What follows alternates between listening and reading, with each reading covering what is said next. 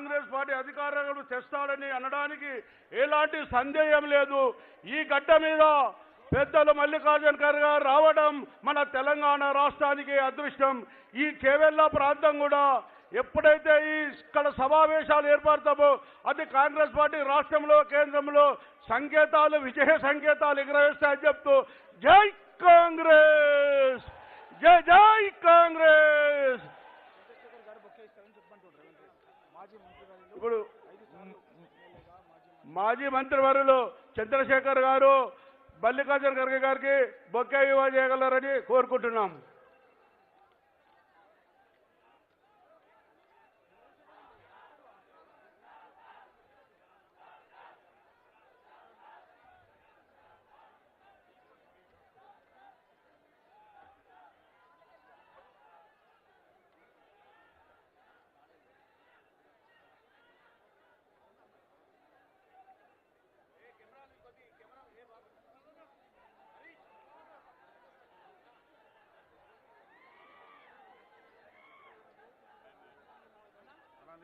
రాగు నేను పిలిచినప్పుడు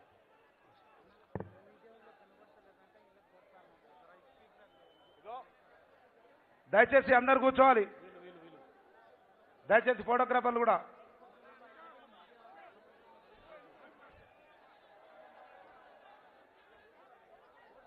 రాష్ట్ర ఎస్సీ డిపార్ట్మెంట్ చైర్మన్ ప్రీతం గారి నాయకత్వంలో దళిత డెలిగేషను మన గడ్డ మీదకి వచ్చిన మనందరి ప్రియతమ నాయకులు మల్లికార్జున ఖర్గే గారికి దళిత విభాగం తరఫున సన్మానం చేస్తారు. నెక్స్ట్ గిరిజన విభాగం తరఫున బెల్లయ్య నాయక్ గారు కూడా సిద్ధంగా ఉండాలి.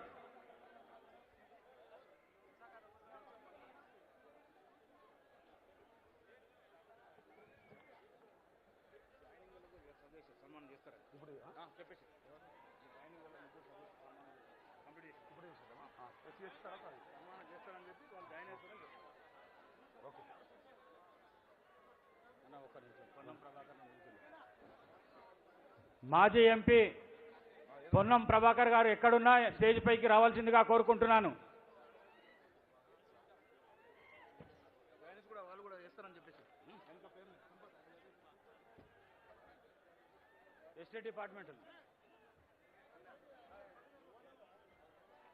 ఎస్టీ డిపార్ట్మెంట్ వాళ్ళు కూడా మీ రిప్రజెంటేషన్ ఏదైతే ఉన్నదో ఇచ్చి ఖర్గే గారిని సన్మానించవలసిందిగా కోరుకుంటున్నాను.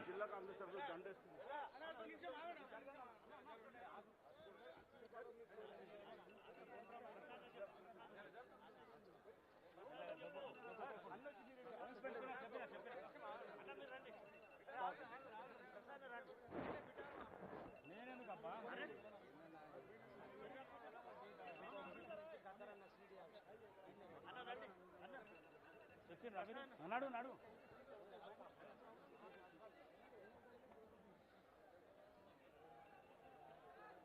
మెల్ల మెల్ల మెల్ల.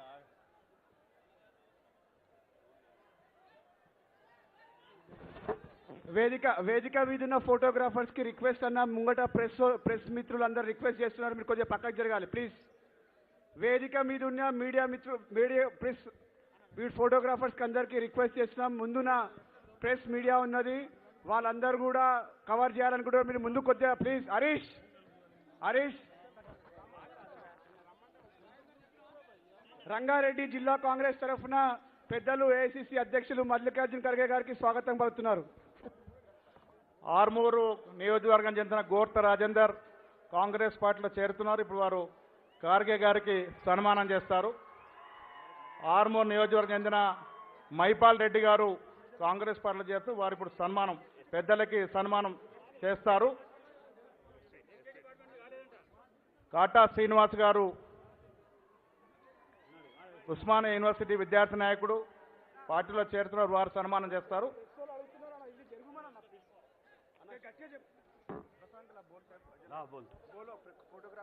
ఫోటోగ్రాఫర్స్ ప్రెస్ వాళ్ళు కొద్దిగా జరగాల్సిందిగా కోరుకుంటున్నాను. ముందున్న స్టేట్ మీడియాకు కనబడతలేదు కాబట్టి మీరు కొద్దిగా జరగాలని చెప్పేసి కోరుకుంటున్నాను.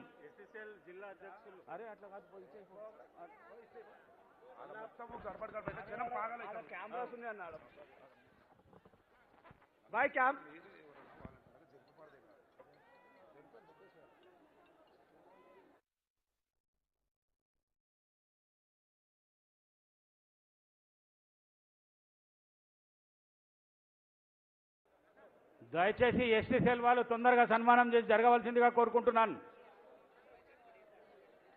ఎస్టీ సెల్ వాళ్ళు తొందరగా సన్మానం చేసి జరగవలసిందిగా కోరుకుంటున్నాను. అట్లనే స్టేజ్ పైన ఉన్న ఫోటోగ్రాఫర్స్ కానీ వీడియోగ్రాఫర్స్ కానీ కిందకి దిగాలని చెప్పేసి కోరుకుంటున్నాను.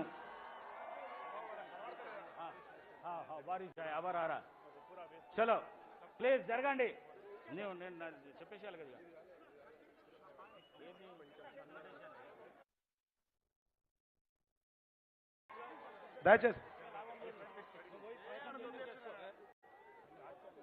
దయచేసి వేదికను క్లియర్ చేయవలసిందిగా కోరుతా ఉన్నాం. వర్షం వచ్చేటట్టు కనబడతా ఉంది.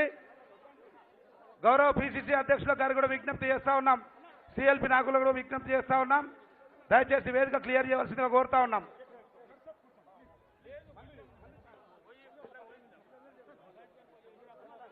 గోర్ట రాజేందర్ గారు, వినయ్ రెడ్డి గారు, మైపాల్ రెడ్డి గారు ఆర్మూర్ నుంచి, అదేవిధంగా కె శ్రీనివాస్ గారు ఓయి నుంచి జాయిన్ కావడం జరిగింది. ఇప్పుడు మాజీ మంత్రివర్యులు ప్రసాద్ కుమార్ గారిని సమావేశం నడిపించవలసిందిగా కోరుతా ఉన్నాం.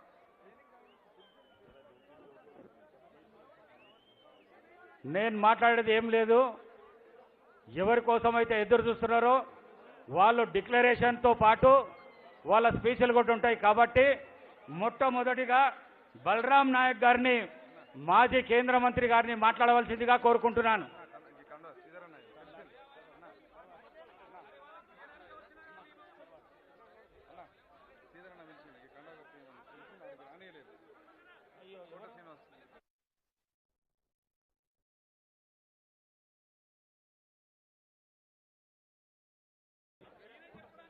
సభకు నమస్కారం. వేదికపై ఉన్న పెద్దలందరికీ కూడా పేరు పేరున ధన్యవాదాలు. చేవెళ్ల నియోజకవర్గం నుంచి, చుట్టుపక్కల నుంచి వచ్చిన ప్రతి ఒక్క కార్యకర్తలకు, అభిమానులకు, కాంగ్రెస్ కార్యకర్తలకు, అభిమానులకు అందరికీ కూడా పేరు పేరున ధన్యవాదాలు. అలాగనే రామ్ రామ్ భాయో బియావో తమిళ సేన రామ్ రామ్. ఇవాళ ఎస్టీ ఎస్సీ డిక్లరేషను ఇవాళ చెవళ్ల నుంచి మొదలు పెట్టేందుకు ఎంతో సంతోషంగా ఉంది. ఎందుకంటే ఇది చేవెళ్ల నియోజకవర్గం, ఎస్సీ నియోజకవర్గం కాబట్టి ఇక్కడి నుంచి మనం మొదలుపెట్టి, ఆ రోజుల్లో రాజశేఖర రెడ్డి గారు కూడా ఇక్కడి నుంచే పాదయాత్ర చేయడం జరిగింది. అదే విధంగా ఇవాళ ఎస్సీ ఎస్సీ డిక్లరేషన్ కు గౌరవనీయ పెద్దలు, పూజ్యులు ఈ కాంగ్రెస్ పార్టీ ప్రెసిడెంట్ ఖర్గే గారు డిక్లరేషన్ కు మొదలుపెట్టి, అలాగనే గౌరవనీయుల పిసిసి ప్రెసిడెంట్ గారు రేవంత్ రెడ్డి గారు, సిఆర్పి లీడర్ భట్టి విక్రమార్క గారు, ఉత్తమ్ కుమార్ రెడ్డి గారు, అలాగనే ఠాకరే గారు, ఏఐసి సెక్రటరీలు, సెంట్రల్ నుంచి వచ్చిన సెంట్రల్ మినిస్టర్లు, ఎంపీలు, అందరూ కార్యకర్తలు, అభిమానులు అందరికీ కూడా పేరు పేరున ధన్యవాదాలు. ముఖ్యంగా ఎస్టీ ఎస్సీ డిక్లరేషను మనము ఆ రోజుల్లో కూడా ఎస్టీ ఎస్సీ సబ్ ప్లాన్ చేసింది కూడా ఆ రోజుల ఇందిరాగాంధీ గారు. ఆ రోజుల ఇంద్రమ్మ ఇళ్లు ఎవరిచ్చారంటే ఆ రోజుల ఇంద్రమ్మ గారు ఇచ్చారు.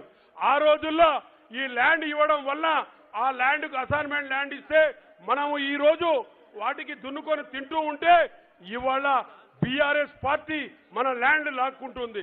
అలాగనే హౌస్ పట్టాస్ కానివ్వండి, రకరకాలుగా పోడు భూముల ఇష్యూ కారండి, పోడు భూముల పట్టాలు జీవో తీసుకొచ్చినప్పుడు కూడా పోడు భూముల పట్టాలు కూడా మనకు గుంజుకొని ఫినిషింగ్ చేస్తున్నారు. కాబట్టి గిరిజన, హరిజనులకు, దళితులకు ఇవాళ మోసం చేస్తుంది ఏంటంటే అది బీఆర్ఎస్ పార్టీ, చంద్రశేఖర్ గారి పార్టీ. కాబట్టి రాబోయే కాలంలో తప్పకుండా మనము కూడా ఆ రోజుల్లో మనకు చేసిన ఇంద్రమ్మ ఇండ్లు కానివ్వండి, ఇంద్రమ్మ స్కీమ్స్ కానివ్వండి, సబ్ ప్లాన్ కానివ్వండి, 100 రోజుల పని కానివ్వండి, ఇవన్నీ కూడా ఇచ్చింది ఈ సబ్ ప్లాన్ సోనియా గాంధీ గారు ఇచ్చారు.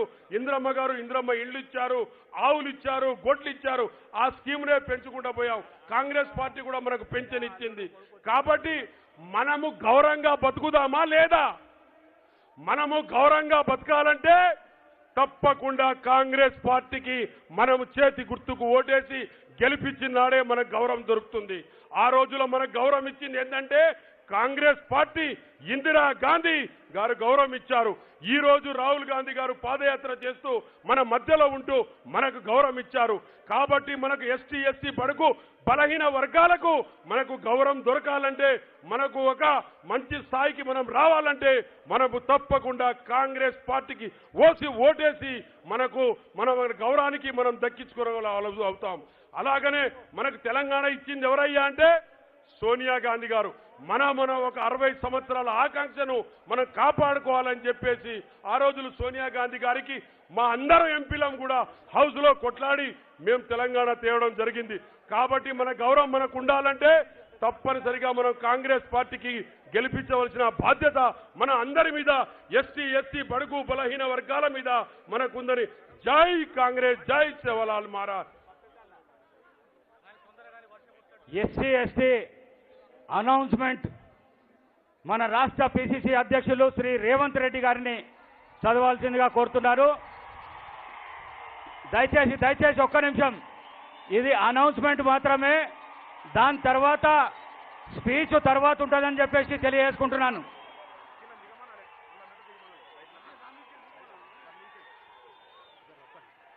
ఈ లైట్ల మీద ఎవరైతే ఉన్నారో వాళ్ళు కింద దిగాలి దయచేసి ప్లీజ్.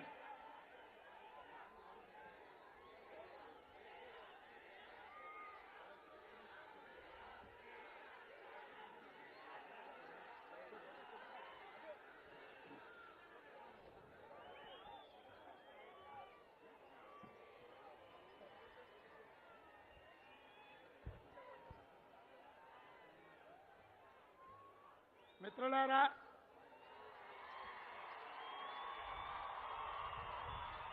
ఈరోజు తెలంగాణ రాష్ట్రం ఇస్తే బడుగు బలహీన దళిత గిరిజన మైనారిటీ వర్గాల ఆర్థిక రాజకీయ సామాజిక పరిస్థితులు బాగుపడతాయని ఆంధ్రప్రదేశ్లో కాంగ్రెస్ పార్టీ చచ్చిపోయి కేంద్రంలో అధికారం కోల్పోయి తెలంగాణలో ఎన్నో ఒడిదుడుకులు ఎదుర్కొన్న ఈ తెలంగాణ రాష్ట్రంలో ఉన్న దళితులు, గిరిజనులు, మైనారిటీలు దాదాపుగా 42% మంది బాగుపడతారని శ్రీమతి సోనియా గాంధీ గారు తెలంగాణ రాష్ట్రం ఇచ్చింది. ఈ 9 సంవత్సరాలలో చంద్రశేఖరరావు చేతిలో అత్యధికంగా దగాకు, మోసానికి, వంచనకు లోనైన దళితులను, గిరిజనులను ఆదుకోవడానికి ఈరోజు ఈ చేవెళ్ల గడ్డ మీద ఏఐసిసి అధ్యక్షులు మన తెలంగాణ బిడ్డ హైదరాబాద్, కర్ణాటక నుంచి అతి సామాన్యమైన దళిత కుటుంబంలో రజాకర్ల చేతిలో తల్లి చంపబడి కుటుంబం మొత్తం దెబ్బతిని తండ్రి పెంపకంలో పెరిగిన మల్లికార్జున్ ఖర్గే గారికి మూలన తండాలలో, గూడాలలో, మారుమూల పల్లెల్లో తెలంగాణలో ఉన్న పరిస్థితులు తెలుసు. కాబట్టి ఈరోజు దళిత గిరిజన డిక్లరేషన్ కోసం ఇక్కడికి శ్రీమతి సోనియా గాంధీ గారి సూచన మేరకు తెలంగాణ దళిత గిరిజనులు ఆదుకోవడానికి మన ముఖ్య అతిథులుగా వచ్చిండ్రు. మల్లికార్జున్ ఖర్గే గారికి అఖండమైన స్వాగతం మీ చప్పట్ల ద్వారా పలకాల్సిందిగా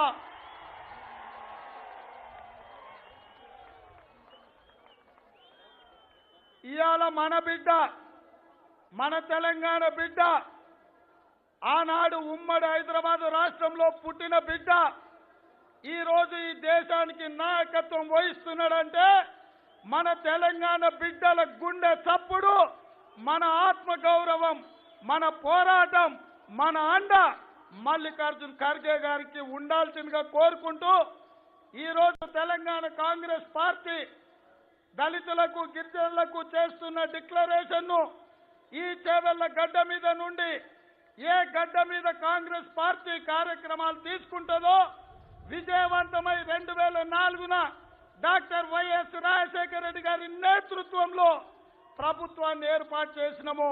అదే గడ్డ మీద ఈ డిక్లరేషన్ చదవడం నా జన్మ ధన్యమైంది. నా దళిత గిరిజనులకు అండగా నిలబడే అవకాశం మల్లికార్జున్ ఖర్గే గారు, శ్రీమతి సోనియా గాంధీ గారు, రాహుల్ గాంధీ గారు, ప్రియాంక గాంధీ గారు నాకు ఇచ్చిండ్రు. ఈ డిక్లరేషన్ ఈ రోజు ప్రకటించబోతున్న మిత్రులారా, ఎస్సీ ఎస్టీ రిజర్వేషన్లు పెంచాలి అంటే వాళ్ళ జనాభా ప్రాతిపదికన రాజ్యాంగంలో అంబేద్కర్ గారు వాళ్లకు సముచితమైన స్థానము చట్టబద్ధత కల్పించడు.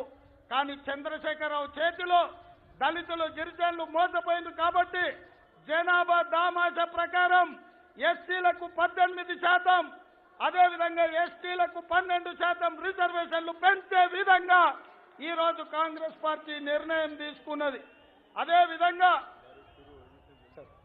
అదేవిధంగా ఎన్నో రోజుల నుంచి మా మాదిగ సోదరులు ఏబిసిడి వర్గీకరణ కోసం పోరాటం చేస్తున్నారు. ఏబిసిడి వర్గీకరణ చేసి మా మాదిగ బిడ్డలకు న్యాయం చేసే విధంగా ఈ రోజు కాంగ్రెస్ పార్టీ సభలో నిర్ణయం తీసుకున్నది. అదేవిధంగా రెండవ డిక్లరేషన్ అంబేద్కర్ అభయహస్తం. ఈ పథకం కింద ఎస్సీ ఎస్టీ కుటుంబాలకు 12 లక్షల రూపాయల ఆర్థిక సహాయం చేసే విధంగా ఇవాళ కాంగ్రెస్ పార్టీ నిర్ణయం తీసుకున్నది. అదేవిధంగా మూడవ డిక్లరేషన్ ఎస్సీ ఎస్టీలకు ప్రత్యేకమైన రిజర్వేషన్లు. ప్రభుత్వం ప్రొక్యూర్మెంట్ చేసే అన్ని కాంట్రాక్టులలో ఎస్సీలకు 18%, ఎస్టీలకు 12% ఇచ్చే విధంగా ఈ డిక్లరేషన్ తీసుకున్నాం. అదేవిధంగా ప్రైవేటు విద్యా సంస్థలలో ప్రభుత్వ ప్రోత్సాహకాలు పొందే ప్రైవేట్ కంపెనీలలో కూడా ఎస్సీ ఎస్టీలకు రిజర్వేషన్లు ఇచ్చే విధంగా ఈ రోజు కాంగ్రెస్ పార్టీ డిక్లరేషన్ చేస్తుంది. నాలుగవ డిక్లరేషన్ ఇందిరమ్మ పక్కా ఇళ్ల పథకం. ఇందిరమ్మ ఇళ్ల పక్క పథకంలో ఇంటి స్థలాలు లేని ప్రతి దళితులకు గిరిజనులకు ఇంటి స్థలాలు ఇవ్వడమే కాకుండా 6 లక్షల రూపాయలతో ఇందిరమ్మ ఇల్లు కట్టుకునే విధంగా ఎస్సీ ఎస్టీలను ఆదుకోవడానికి ఈ రోజు కాంగ్రెస్ పార్టీ నిర్ణయం తీసుకున్నది. అదేవిధంగా ఆనాడు కాంగ్రెస్ పార్టీ ఇందిరమ్మ రాజ్యంలో అసైన్మెంట్ పట్టాలు ఇచ్చినాం. 5వ డిక్లరేషన్ లో ఎస్సీలకు ఇచ్చిన అసైన్మెంట్ భూములు యాజమాన్యపు హక్కులు మీకు ఇచ్చి మిమ్మల్ని భూ యజమానులను చేసే బాధ్యత ఇవాళ కాంగ్రెస్ పార్టీ తీసుకున్నది. అదేవిధంగా ఎస్టీలకు ఇచ్చిన పోడు భూముల మీద కూడా మీకు పూర్తిగా హక్కులు ఇచ్చి మీరు ఏం కావాలన్నా అమ్ముకోవాలన్నా బ్యాంకులో తాకట్టు పెట్టాలన్నా సర్వ అధికారాలు మీకు ఇవ్వాలని ఈరోజు కాంగ్రెస్ పార్టీ నిర్ణయం తీసుకున్నది. అదేవిధంగా పోడు పట్టాల పంపిణీ శ్రీమతి సోనియా గాంధీ నాయకత్వంలో 2006 సంవత్సరంలో అటవీ హక్కుల చట్టం తీసుకొచ్చి అర్హులైన ప్రతి పోడు భూముల అర్హత ఉన్న వాళ్ళందరికీ పట్టాలు ఇవ్వాలని ఈ రోజు కాంగ్రెస్ పార్టీ నిర్ణయం తీసుకున్నది. 7వ డిక్లరేషన్ సమ్మక్క సారక్క గిరిజన గ్రామీణాభివృద్ధి పథకం. ఈ పథకంలో ప్రతి తండాకు కూడా గ్రామ పంచాయతీలకు ఏటా 25 లక్షల రూపాయలు అభివృద్ధి కోసం నిధులు ఇవ్వాలని ఇవాళ కాంగ్రెస్ పార్టీ నిర్ణయం తీసుకున్నది. 8వ డిక్లరేషన్ ఎస్సీలకు 3 కార్పొరేషన్లు, అదేవిధంగా మాల మాదిగ మరియు ఎస్సీ ఇతర ఉప కులాలకు 3 కార్పొరేషన్లు ఏర్పాటు చేసి ప్రతి కార్పొరేషన్ ద్వారా 750 కోట్ల రూపాయలు ప్రతి సంవత్సరం నిధులు ఇచ్చే విధంగా ఇవాళ కాంగ్రెస్ పార్టీ నిర్ణయం తీసుకున్నది. అదేవిధంగా 3 ఎస్టీ కార్పొరేషన్లు.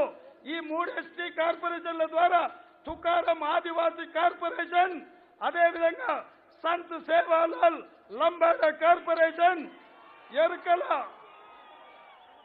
ఎరకల కార్పొరేషన్ ఏర్పాటు చేసి ప్రతి సంవత్సరం 500 కోట్ల రూపాయలు ప్రతి కార్పొరేషన్ కి ఇచ్చి ఎస్టీలను ఆదుకునే విధంగా ఈ రోజు కాంగ్రెస్ పార్టీ నిర్ణయం తీసుకున్నది. అదేవిధంగా 10వ డిక్లరేషన్ 5 కొత్త ఐటీడీఏలు, 9 సూపర్ స్పెషాలిటీ ఆసుపత్రులను నిర్మించే విధంగా ఏర్పాటు చేసే విధంగా కాంగ్రెస్ నిర్ణయం తీసుకున్నది. మైదాన ప్రాంతాల ఎస్టీల కోసం నల్లగొండ, మహబూబాబాద్, ఖమ్మం, నిజామాబాద్, మహబూబ్ నగర్ జిల్లాలలో 5 ఐటీడీఏ కేంద్రాలను ఏర్పాటు చేయడం జరుగుతుంది. 9 ఆసుపత్రుల నిర్మాణం చేయడం జరుగుతుంది. 11వ డిక్లరేషన్ విద్యా జ్యోతుల పథకం. ఎస్సీ ఎస్టీ విద్యార్థులు 10వ తరగతి పాస్ అయితే 10,000 రూపాయల నగదు, గ్రాడ్యుయేట్ పూర్తి చేస్తే 25,000 రూపాయల నగదు, పోస్ట్ గ్రాడ్యుయేషన్ పూర్తి చేస్తే 1,00,000 రూపాయల నగదు అందజేత ఎంఫిల్ పిహెచ్డి చేసిన ఎస్సీ ఎస్టీ విద్యార్థులకు 5 లక్షల రూపాయలు నగదు బహుమతి ఇవ్వాలని కాంగ్రెస్ పార్టీ ఇవాళ నిర్ణయం తీసుకున్నది. 12వ డిక్లరేషన్ రెసిడెన్షియల్ స్కూల్స్, హాస్టల్స్ మరియు విదేశాలలో విద్య, దీనికి సంబంధించి ప్రతి మండలంలో ఒక గురుకుల పాఠశాలను ఏర్పాటు చేసే బాధ్యత, ఎస్సీ ఎస్టీ రెసిడెన్షియల్ స్కూళ్లను ఏర్పాటు చేసే బాధ్యత కాంగ్రెస్ తీసుకుంటుంది. ఫీజు రీఎంబర్స్మెంట్ పథకాన్ని ప్రవేశపెట్టి అందరికీ విద్యను అందించి గ్రాడ్యుయేట్, పోస్ట్ గ్రాడ్యుయేట్ చదివే ఎస్సీ ఎస్టీ విద్యార్థులకు హాస్టల్ సదుపాయం కల్పించడం జరుగుతుంది. ఇదే కాదు, విదేశీ యూనివర్సిటీలలో ప్రవేశం పొందిన ప్రతి ఎస్సీ ఎస్టీ విద్యార్థులకు ఆర్థిక సహాయాన్ని అందించే విధంగా ఈ 12 డిక్లరేషన్లను ఈ రోజు చేవెళ్ల గడ్డ మీద మల్లికార్జున్ ఖర్గే గారి నేతృత్వంలో ఈ తెలంగాణలో ఉన్న దళితులకు, గిరిజనులకు న్యాయం చేసే విధంగా ఈ రోజు కాంగ్రెస్ పార్టీ నిర్ణయం తీసుకున్నది. ఈ 12 డిక్లరేషన్లను ఆమోదిస్తున్నట్టుగా మీరందరూ ఢిల్లీకి సోనియా గాంధీ గారికి ఫామ్ హౌస్ లో కేసీఆర్ గుండెలు అదిరే విధంగా చప్పట్లతోని మీరందరూ నిలబడి ఈ డిక్లరేషన్ కు సంపూర్ణమైన మద్దతు పలకాల్సిందిగా మీకందరికీ విజ్ఞప్తి చేస్తున్నా. మీరందరూ ఆమోదించినట్టేనా? జై కాంగ్రెస్, జై జై కాంగ్రెస్. ధన్యవాదాలు మిత్రులారా. మళ్ళీ లాస్ట్ మాట్లాడితే ఇప్పుడు పెద్దలు మాట్లాడతారు. పెద్దలు మాట్లాడినాక చివరికి నేను మాట్లాడతా. అందరూ ఉండవలసిందిగా కోరుకుంటున్నా.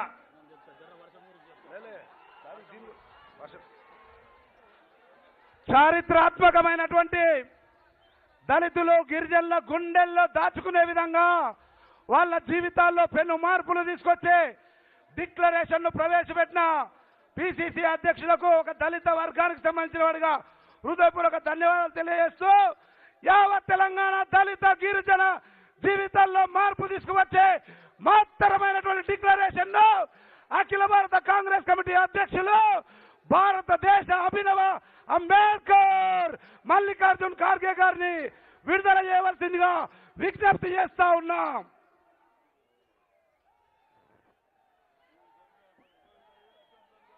వర్షానికి భయపట్టకండి.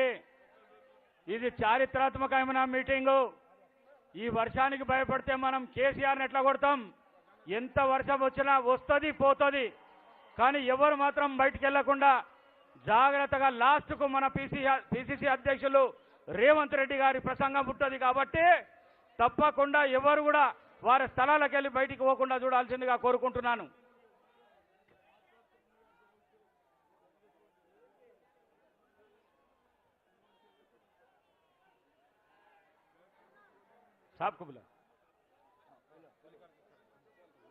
పెద్దలు, ఏఐసిసి అధ్యక్షులు గౌరవనీయులు శ్రీ మల్లికార్జున ఖర్గే గారిని మాట్లాడవలసిందిగా కోరుకుంటున్నాను.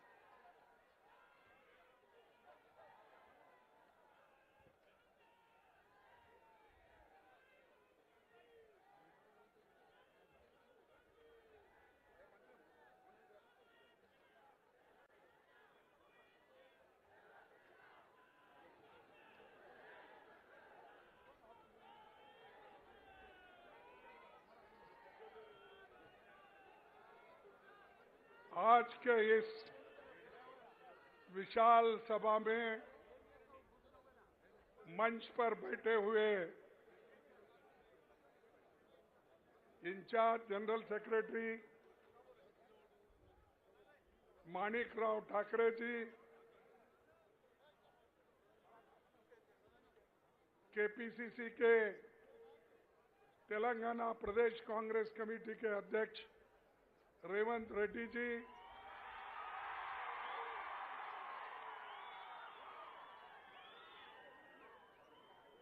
सीएलपी लीडर जो उन्होंने पाद यात्रा की और कांग्रेस पार्टी को वहां पर जगाने का काम किया, बट्टी विक्रमराज जी, दीपादास मुंशी जी है नहीं, उत्तम कुमार रेड्डी जी, के राजू जी, दामोदर राज नरसिम्हा जी, हनुमंतराव जी, पुनाला लक्ष्मया जी, मधु याक्षी गौड़ा जी, हमारे पूर्व केंद्र के मंत्री रेणुका चौधरी जी, बलराम नायक जी, सीता अक्का जी, जाना रेड्डी जी, श्रीधर बाबू जी, शबीर अली साहब, मोहम्मद अजहरुद्दीन, मीनाक्षी नटराजन, वंशी रेड्डी जी, गुरदीप सप्पल, मेरे साथ पधारे हुए झा जी, डिस्ट्रिक्ट कांग्रेस के प्रेसिडेंट नरसिम्हा रेड्डी जी,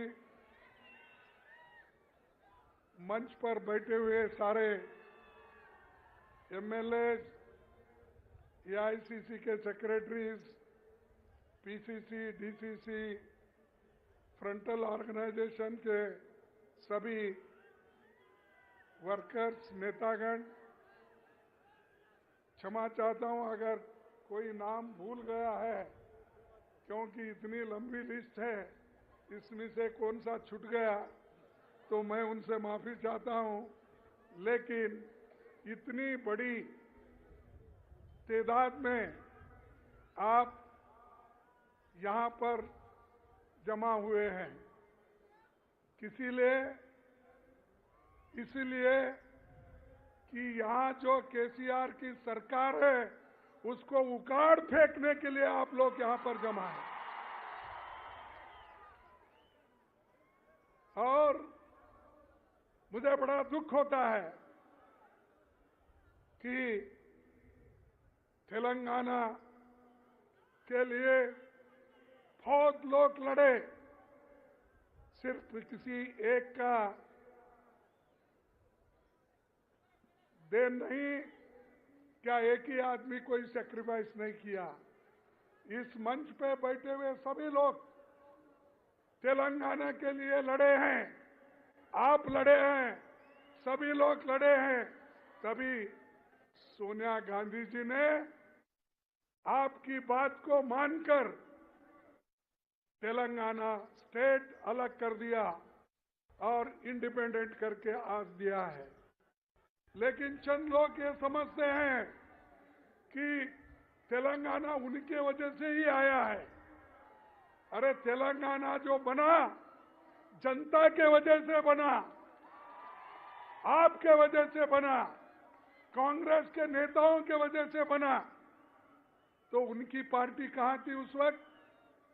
क्या उतनी शक्ति थी? क्या सेंट्रल गवर्नमेंट में उनका पावर था? हमने उसको शक्ति दी।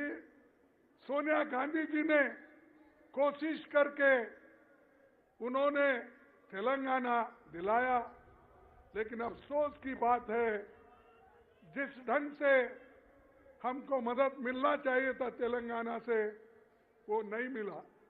लेकिन एक आदमी इतना क्रेडिट ले रहा है कि सब कुछ उन्होंने किया, यहाँ तक कि जितना तेलंगाना का एरिया है वो मेरा ही है समझ रहे हो, खुद का ही है ये समझ के सब हर जगह जाके यही बात करते हैं। जिस आदमी को खुद सोनिया गांधी जी घर में बुलाकर ये लोग उनसे मिले, मिल के फोटो निकाल लिए और फोटो निकाल के उनको धन्यवाद बोले, लेकिन जनपद से बाहर निकलते ही बदल गए। तो ये कभी कभी मुझे हमेशा ऐसा याद आता है, जितना कांग्रेस पार्टी ने तेलंगाना को दिया वो सब आज भूल रहे हैं और एक व्यक्ति का नाम बोल रहे हैं कि उसने सब कुछ किया। और जो वायदा उन्होंने किया केसीआर ने, वो वायदा तो पूरा निभाया नहीं। इसीलिए तो अभी रेवंत रेड्डी ने 12 पॉइंट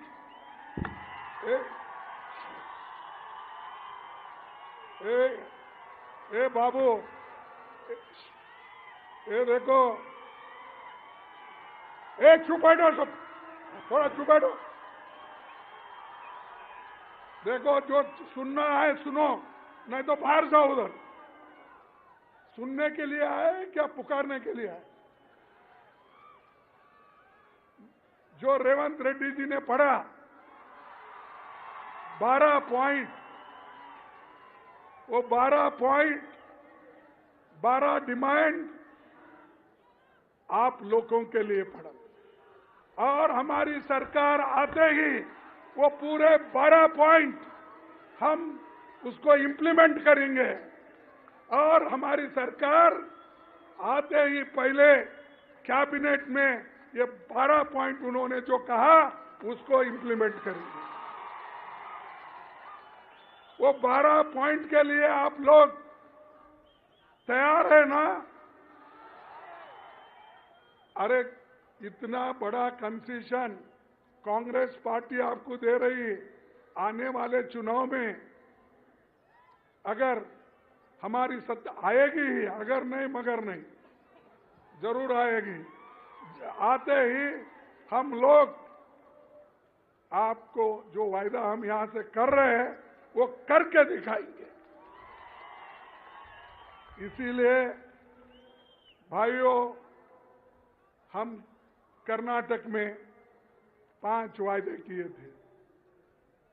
5 वायदे करके हमने उसको अभी अमल बजावनी दे रहे हैं, उसको अमल में ला रहे हैं।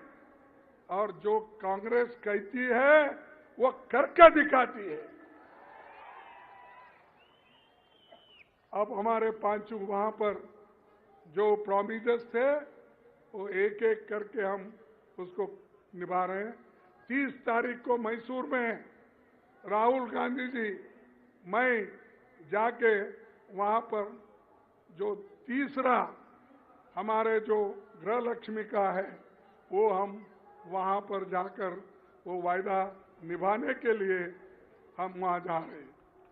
तो ये सोनिया गांधी जी और राहुल गांधी जी जो कुछ कहते हैं वो करके दिखाते हैं। और राहुल गांधी जी जो कन्याकुमारी से लेकर कश्मीर तक 4000 किलोमीटर उन्होंने चला। ये कांग्रेस की मजबूती है। आज फिर वो लद्दाख में चाइनीज बॉर्डर पे अपनी जान खतरे में डालकर मोटरसाइकिल पे वहां पर घूम घूम के देख रहे चाइनीज बॉर्डर में कितना हमारा जमीन उधर चाइना के तरफ गया, कितना बचा, हमारे लोग कहाँ हैं, कैसे हैं, ये पूरा उन्होंने छानबीन करके अब 8 दिन से उधर फिर रहे हैं। ये कांग्रेस पार्टी मजबूती के साथ आज काम करना चाहते। लेकिन मोदी जी यहाँ आते हैं, शाह आते हैं, शाह कल आ रहे कल आ रहे कितने बजे आ रहे हैं? तो कल शाह आ रहे हैं और वो शाह आते यही कहते हैं कि कांग्रेस ने 53 साल, पहले तो बोलते थे 70 साल में कांग्रेस क्या किया, अब इधर इधर वो बोल रहे 53 साल में क्या किया, क्योंकि उन्होंने घटा लिया। वाजपेयी के जितने दिन थे, मोरारजी देसाई के जितने दिन थे, विश्वनाथ प्रताप सिंह के कितने दिन थे, और दूसरे लोग में देवेगौड़ा का क्या, ये सब घटाकर अब 53 साल बोल रहे हैं। 53 साल में तुमने क्या किया, रिपोर्ट कार्ड दो। ये मध्य प्रदेश में उन्होंने कहा, छत्तीसगढ़ में कहा, और कल आकर यहां भी बोलेंगे उन्होंने। यहां बोलते या नहीं मुझे मालूम नहीं, क्योंकि केसीआर पार्टी का उनका दोस्ती हो गया है अंदर से, और अंदर से जब दोस्ती होती है जोर से बोल नहीं सकता आदमी। अब देखेंगे, अब इधर इधर तो बोलना भी बंद हुआ, ऐसा मैं सुना केसीआर का। तो इसलिए भाइयों, आपको मजबूत डट कर रहना है, डट कर आपको रहना है। और हमने क्या किया, हमारा रिपोर्ट कार्ड आप जाके कल अगर शाह आते हैं तो उनको बताइए, क्या बताइए कि कांग्रेस ने क्या किया। कांग्रेस ने आजादी के बाद इमीडिएटली 562 रियासतों में बटा हुआ देश, 562 रियासतों में बटा हुआ देश को एक करा, और हैदराबाद को भी देश के साथ मिला दिया। ये किसने किया? ये किसने किया? अरे कांग्रेस ने किया। क्या इन्होंने किए क्या? मैं समझता उस वक्त पैदा हो गए थे। हाँ? अच्छा ठीक है भाई, मुझे मालूम नहीं उसने पूछा। 48 में पैदा हो गए क्या? ठीक। तो ये हम तो ये आजादी यहां से इतने छोटे छोटे रियासतों को, राज्यों को वल्लभ भाई पटेल, जवाहरलाल नेहरू जी ने मिलके देश को एक कर दिया। यह हमारी देन है। देश के संविधान, देश को संविधान किसने दिया? किसने दिया भाई? अरे डॉक्टर अंबेडकर ने दिया, कांग्रेस ने दिया। कौन दिया? कांग्रेस ने दिया। हमारे को पूछते तुमने 53 साल में क्या किया? ये किया, संविधान दिए, लोकतंत्र दिए, सब रियासतों को एक करके मजबूत हिंदुस्तान बनाए हम। और आईआईटी किसने दिया? आईआईएम किसने दिया? एम्स किसने दिया? इसरो किसने बनाया? डीआरडीओ किसने बनाया? एचएएल किसने बनाया? बीईएल किसने बनाया? ओएनजीसी किसने बनाया? सेल किसने बनाया? अरे इतने पब्लिक सेक्टर हमने बनाए, और आज भी हैदराबाद में इतने पब्लिक सेक्टर जो हो गए वो पंडित जवाहरलाल नेहरू की देन और कांग्रेस की देन है। ये हम करते मजबूती का काम। लोगों को सिर्फ पैसे बांटना या कुछ इलेक्शन के वक्त देना, ये हमारा काम नहीं। हम देश के लिए मजबूती के साथ हमने दिया। जिस देश में एक सुई तैयार नहीं होती थी, एक सुई, एक बोल्ट नट नहीं बनता था, लेकिन हमने करके दिखाया। इस देश में बड़े बड़े कारखाने लगाए, बनाकर हर स्टेट में, हैदराबाद हो, बेंगलुरु हो, मुंबई हो, कलकत्ता हो, दिल्ली हो, कानपुर हो, हर जगह हमने बना के दिया। ये कांग्रेस की देन है। सिर्फ हमारा पुकारना, चिल्लाना और कहीं भी गए कांग्रेस के खिलाफ बोलते थे। कांग्रेस के खिलाफ क्यों बोलते भाई? आपने कोई ऐसा बड़ा कारखाना किया है? अरे जिस देश में ये खाने के लिए अन्न नहीं मिलता था, उस देश में आज इतना अन्न का भंडार हो गया है, गोदाम में भर के आज सड़ रहा है। इसीलिए सोनिया गांधी जी ने फूड सिक्योरिटी एक्ट लाकर उन्होंने गरीबों को 35 केजी देने का उन्होंने काम किया 3 रुपए में। ये अन्न ये किसने किया? अरे हम जो पहले किए, ये लोग जो राज्य में रहते अपोजिशन पार्टी के लोग, उसको 2 रुपए 3 रुपए जोड़ के मैं फ्री कर दिया। अरे भाई हम तो 22 रुपए दे रहे, तुम तो 3 रुपए दे रहे, 3 रुपए दे के मैंने फ्री कर दिया। इसीलिए आपको बोलना है, ये सब आपको बताना है। और जो बड़े बड़े बांध, ये बड़े बड़े बांध जो भाखरा नानगल डैम, नागार्जुन सागर, ऐसे कितने ही डैम आंध्रा में जो बने हैं, पंजाब में बने हैं, ओडिशा में बने हैं, कर्नाटक में बने हैं, ये सब किसने बनाया? कांग्रेस ने बनाया। और इन्होंने क्या किया भाई? केसीआर की पार्टी थी क्या? उस वक्त तो नहीं थी। अब हमको पूछ रहे तुमने 53 साल में क्या किया? अरे 53 साल में हम ये किया इसीलिए तो तुम जिंदा है। खाने के लिए लाया, पढ़ने के लिए स्कूल बनाया।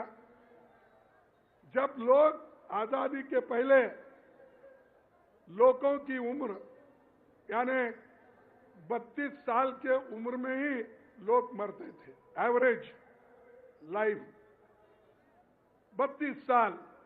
आज 2014 का लो या आगे भी, 2014 में 70 साल हो गया, 72 इयर्स एक आदमी जीता है।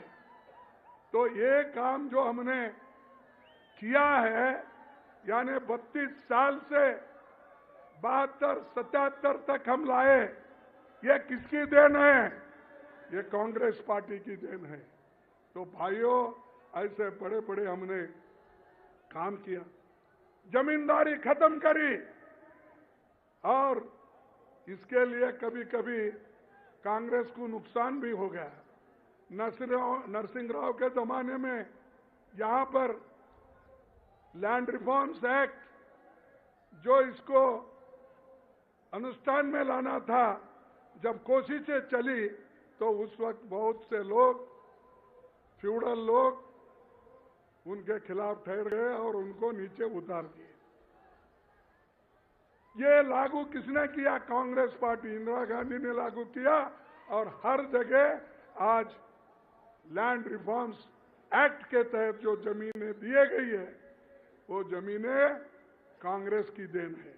इसीलिए उन्होंने कहा, रेवंत रेड्डी ने, कि जो जमीन इनसे छीन लिए है, जो जमीन शेड्यूल कास्ट से छीन लिए है, शेड्यूल ट्राइब्स से छीन लिए है, फिर उसको हम वापस लाएंगे, देंगे, ये कहना है। और ये काम कर्नाटक में कानून बनाकर ये वापस ले रहे हैं। वो कानून बनाए हैं, जो जो गलत ढंग से जमीन लिया गया और फंसाया गया, तो वो उन्होंने कर्नाटक सरकार में कानून बनाकर इसको वापस लेकर फिर उनको देने का आज काम वहां पर कर रहे हैं। तो ये काम हम बुनियादी काम किए। और आज जो छोटे मोटे काम कर रहे हैं, वो सब ये समझ रहे कि पूरा उन्होंने किया, देश उन्होंने ही बनाया और लोगों को सुख शांति समृद्धि उन्होंने ही लाई। बैंकों का राष्ट्रीयकरण किसने किया? अरे लोग बोलते भाई केसीआर किया, तुम कांग्रेस बोल रहे। कांग्रेस किया। बैंकों का राष्ट्रीयकरण इंदिरा गांधी जी ने किया। इन्होंने क्या किए? अरे आज हम देश में सब एक होकर 26 पार्टी मिलके एकजुट होके जो बीजेपी की सरकार सेंट्रल में है, मोदी जी की सरकार है, इसको निकालने के लिए हम पूरे तैयार हो गए हैं। लेकिन ये तुम्हारे तेलंगाना वाले लोग, केसीआर एक मीटिंग को नहीं आए और कभी ये भी नहीं पूछे कि भाई मोदी को हटाने के लिए, बीजेपी को हटाने के लिए हम सब सेक्युलर पार्टी एक होंगे, कभी नहीं कहा। यहां तो सेक्युलर पार्टी बोलते हो, लेकिन वहां बीजेपी के साथ अंदर अंदर से साठगांठ करते हो। ये जरा सोचने की बात है, क्योंकि उनके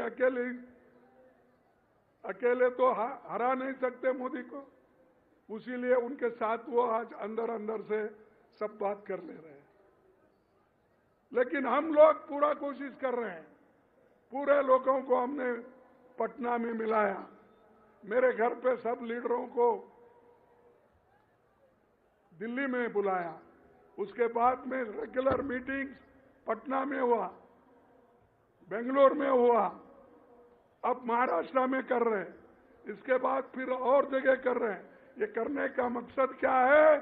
बीजेपी के सरकार को हटाना और बीजेपी के सरकार के सपोर्टर जो है केसीआर, उनको भी हटाना।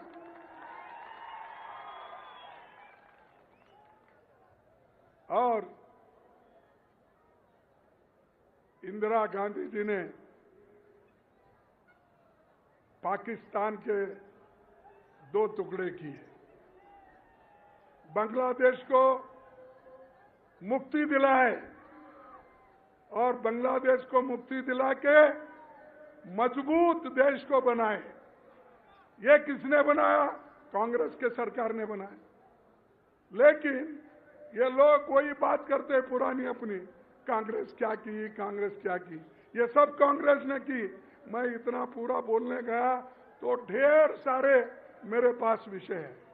हरित क्रांति, दूध, व्हाइट रेवोल्यूशन, ग्रीन रेवोल्यूशन और कंप्यूटर, मोबाइल, ये तो राजीव गांधी जी ने लाए मोबाइल। आज हर एक के पास मोबाइल है, किसके वजह से है? ये कांग्रेस के वजह से है, राजीव गांधी के वजह से है। राजीव गांधी जी ये कंप्यूटर का, मोबाइल का इतना बड़ा काम किया, पूरा आज 140 करोड़ जनता उसका उपयोग कर रही है। फिर भी मोदी पूछते हम 53 साल में तुमने क्या किया? मोदी 53 बोलते हैं, 70 बोलते हैं और शाह बोलते हैं 53। शाह 53 साल में क्या किया बोलते हैं, मोदी बोलते हैं 70 साल में क्या किया।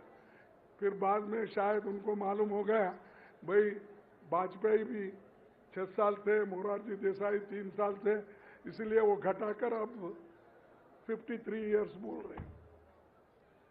तो यह सब क्रांति हमने की। मनरेगा किसने लाया? कांग्रेस ने लाया। फूड सिक्योरिटी ने, मैं पहले ही कहा, वो भी कांग्रेस ने। और महिलाओं को, दलितों को, आदिवासियों को, सबको जो उनको रक्षण देना, ये काम किसने किया? कांग्रेस ने किया।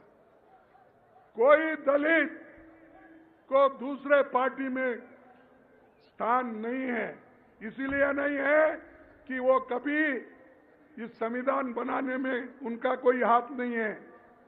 सिर्फ एक व्यक्ति जवाहरलाल नेहरू जी के साथ और महात्मा गांधी जी के सपोर्ट से डॉक्टर बाबा साहब अम्बेडकर ने इस देश का संविधान बनाया और उसी के वजह से रिजर्वेशन है, शेड्यूल ट्राइब को है, शेड्यूल कास्ट को है।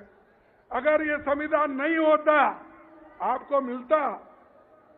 अब मैं कहता हूं, अगर संविधान नहीं होता, लोकतंत्र नहीं होता, डेमोक्रेसी नहीं होती, तो मैं आज कांग्रेस का प्रेसिडेंट और अपोजिशन लीडर नहीं होता था। यह अपना काम है और कांग्रेस पार्टी एक ऐसी पार्टी है जो सबको लेके चलती है। तो इसलिए दोस्तों, आपको बहुत बड़ा काम करना है और मैं चंद बातें आपको बोलता हूं, क्योंकि उतना बोल के मैं अपना भाषण खत्म करूंगा कि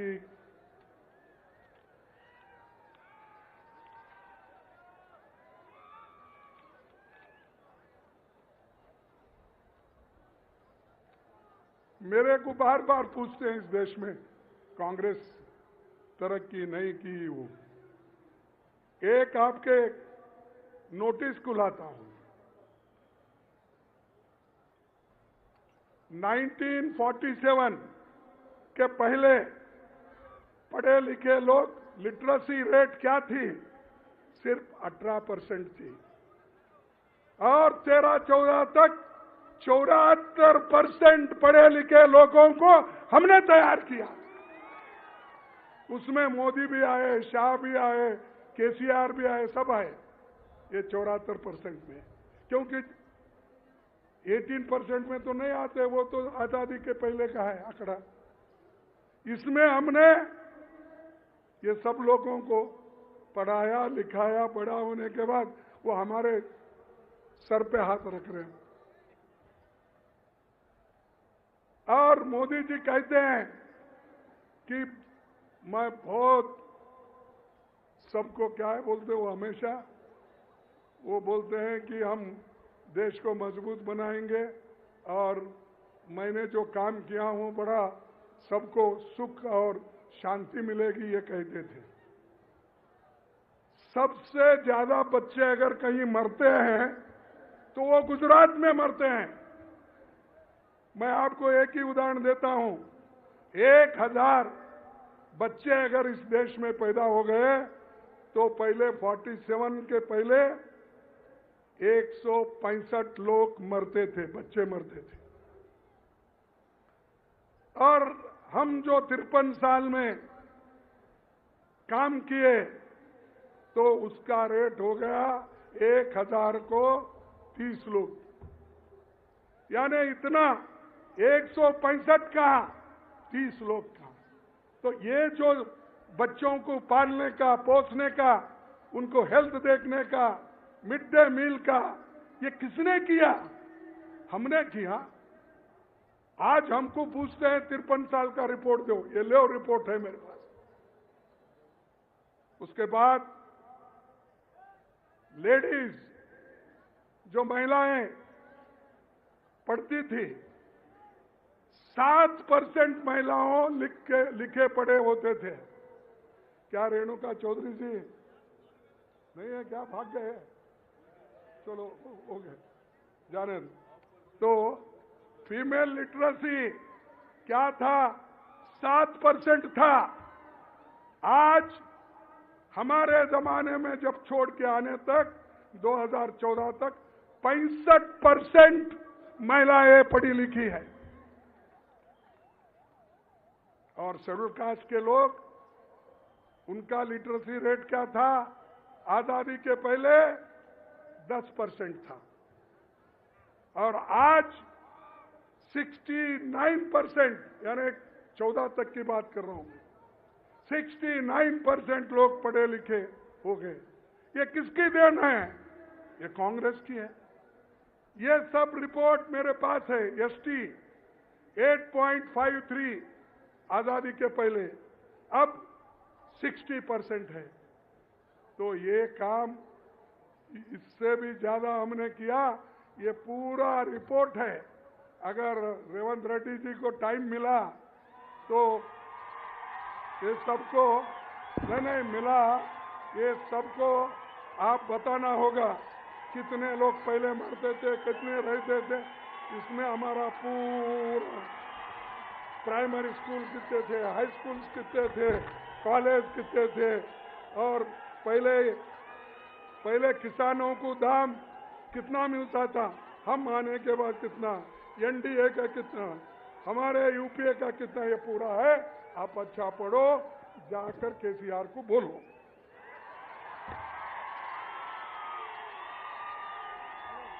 तो मैं ये बात इसलिए कह रहा हूं कि जो लोग काम करते हैं वो करते ही रहते हैं।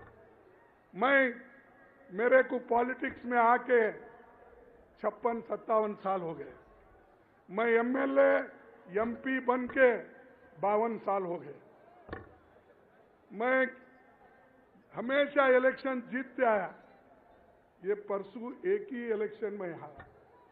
12 इलेक्शन में मैं 11 इलेक्शन जीता। एक मोदी जी मेरे पीछे लगे थे, लेकिन मैं नहीं डरता। लेकिन जब अंदर के लोग ही जरा धोखा देते हैं तभी मुश्किल होता है। तो मैं इसीलिए इस मंच पे बैठे हुए सभी से विनती करता हूं, जो कुछ करना है मिलके करो, जरूर हम जीतेंगे। एक दूसरे के पैर खींचने से सबसे बड़ा नुकसान तेलंगाना के लोगों को होगा, क्योंकि इतना करप्ट गवर्नमेंट, इतना सभी को लेके चलने वाले नहीं है, सिर्फ पैसे के बलबूते पे। और कहीं तो आप सुने हैं कि कांग्रेस के लोग 27 लोग चुन के आए थे, उनको मेजॉरिटी थी यहां पर। फिर क्यों भाई एक एक एक करके लिए? क्या तुम्हारे उसूलों को मान के आए क्या?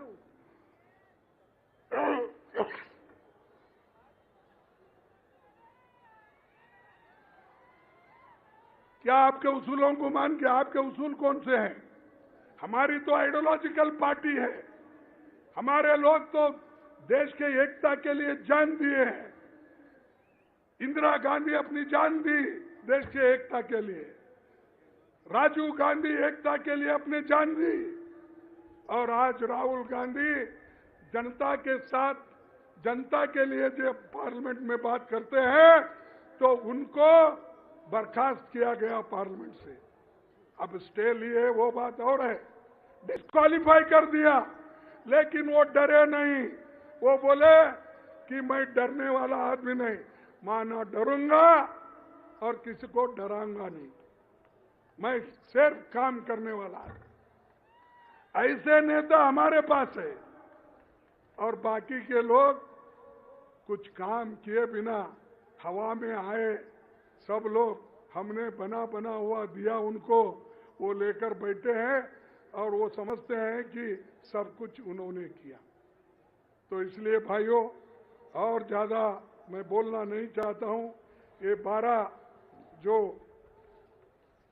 डिक्लेरेशन है, फिर एक बार मैं पढ़ना नहीं चाहता, क्योंकि उन्होंने पढ़ के दिया है और इसका इनॉग्रेशन के लिए मुझे बोला था। तो ये 12 पॉइंट आपको करके देंगे। और इसके अलावा जो किसानों के मुद्दे, महिलाओं के मुद्दे, फिर वो दूसरे हमारे जो मीटिंग होगी उसमें सबको बताएंगे। ये तो यहाँ पर SC ST का डिक्लेरेशन था, तो हमने ये काम किया। तो इतना बड़ा काम हम आपके सामने करके दिखाएंगे।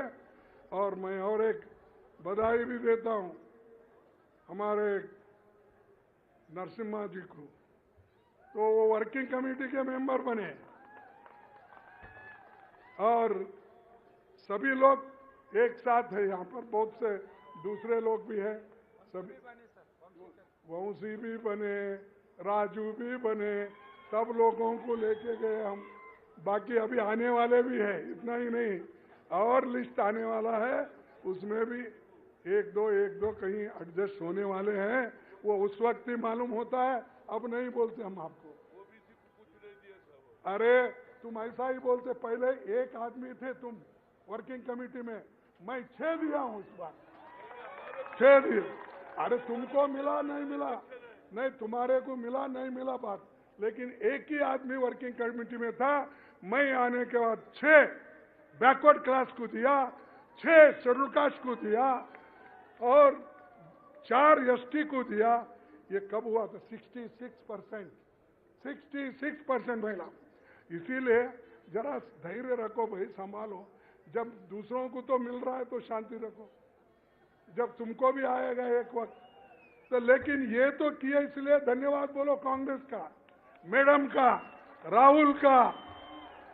तो इसीलिए ये जो काम आज हो रहे हैं सबके लिए हो रहे हैं।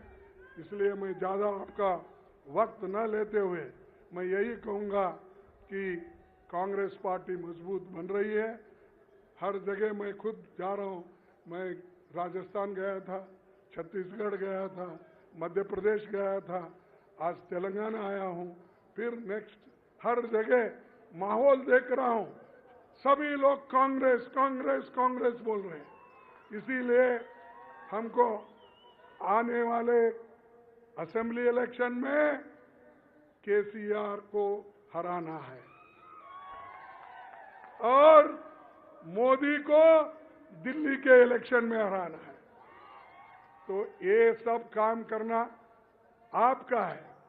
आप ये करेंगे ना? अरे हाथ उठाओ भाई जो करेंगे। अरे आखिरी में मैं लास्ट टाइम रेवंत रेड्डी कहीं अपने इसमें रखे थे, कहाँ हो? हाँ, गजल केसीआर के कॉन्स्टिट्यूंसी। देखो केसीआर के कॉन्स्टिट्यूंसी में हम गए थे, वहाँ बहुत लोग थे। तो मैं आपसे रिक्वेस्ट करूंगा कि वहाँ पर हमने एक चमत्कार दिखाया लोगों को, वैसा ही चमत्कार आपको करना है। सबके हाथ में मोबाइल है ना? ले हाथ में लो, देखो उड़ो नीरू को सब उठाओ और लाइट लगाओ।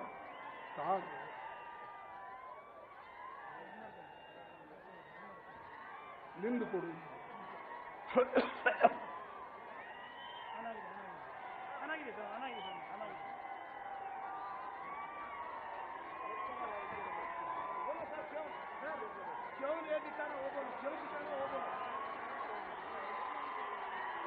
जय हिंद, जय हिंद, जय हिंद, जय कांग्रेस, जय कांग्रेस। आप सबको धन्यवाद शांति से सुनने के लिए। फिर हम मिलेंगे। ये चुनाव है, चुनाव में आते रहेंगे, फिर मिलते रहेंगे। आप सबको फिर एक बार नमस्कार।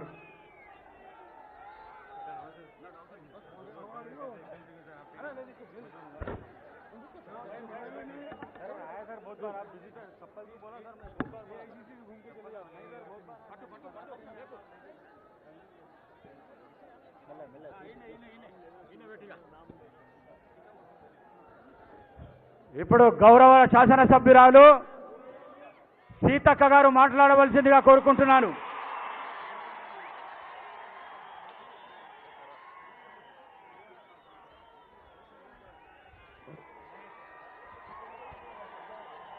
చేవెళ్ళ గడ్డ మీద జరుగుతున్నటువంటి ఎస్సీ ఎస్టీ డిక్లరేషన్ సభకు అశేషంగా తరలి వచ్చినటువంటి మా అన్నలకు, మా తమ్ముళ్లకు, మా అక్కలకు, మా చెల్లెలకు, మా పత్రికా మీడియా సోదరులకు పేరు పేరున నమస్కారాలు, ధన్యవాదాలు. ఈ యొక్క డిక్లరేషన్ కు ముఖ్య అతిథిగా వచ్చినటువంటి పెద్దలు గౌరవనీయులు ఏఐసిసి ప్రెసిడెంట్ మల్లికార్జున్ ఖర్గే గారికి, రాష్ట్ర అధ్యక్షులు రేవంత్ రెడ్డి గారికి, అతిరథ మహారాజులందరికీ కూడా పేరు పేరున నమస్కారాలు, ధన్యవాదాలు. జై భీమ్, జై భీమ్, జై కొమరం భీమ్, జై సేవాలాల్ మహారాజ్.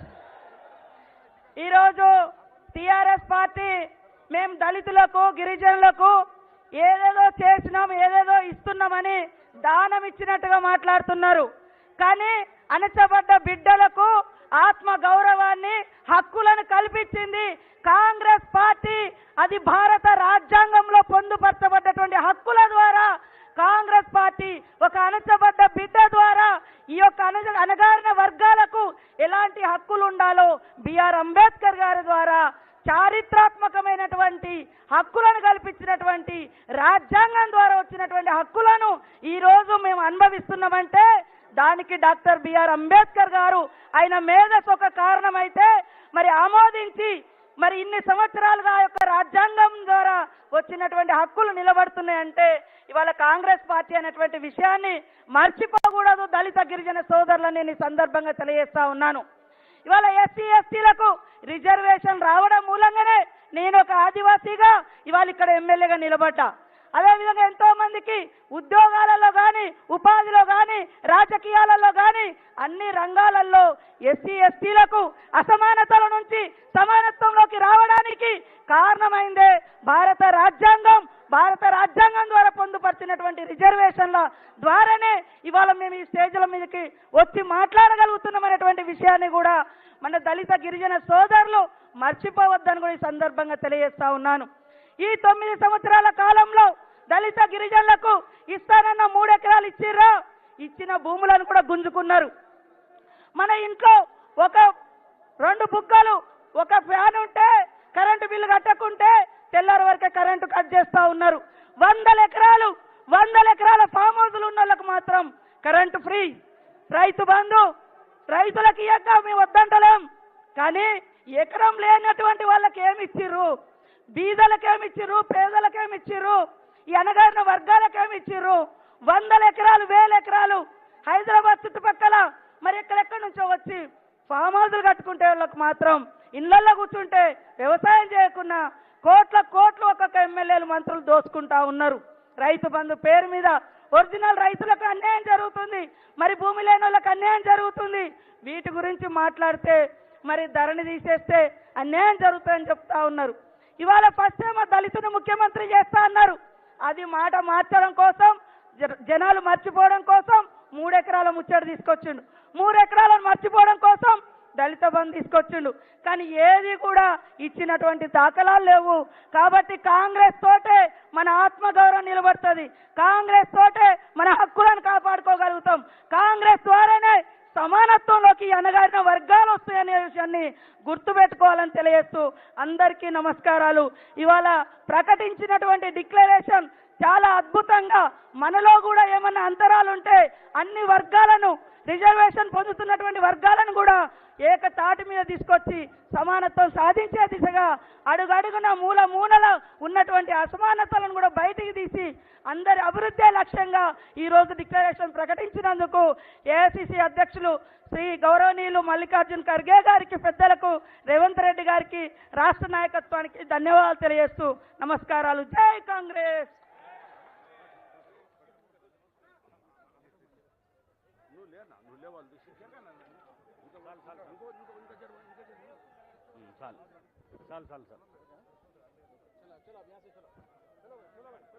మాజీ డిప్యూటీ సీఎం ప్రస్తుత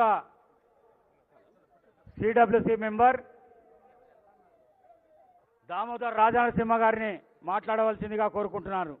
మరి దామోదర్ రాజనరసింహ గారికి, వంశీ చంద్రెడ్డి గారికి సిడబ్ల్యూసి మెంబర్ ఇచ్చినందుకు ఏఐసిసి అధ్యక్షులు శ్రీ మల్లికార్జున ఖర్గే గారికి, సోనియా గాంధీ గారికి కృతజ్ఞతలు తెలియజేసుకుంటూ వారిని మాట్లాడవలసిందిగా కోరుకుంటున్నాను.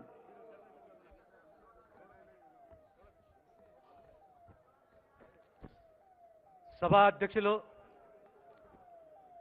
తమ్ముడు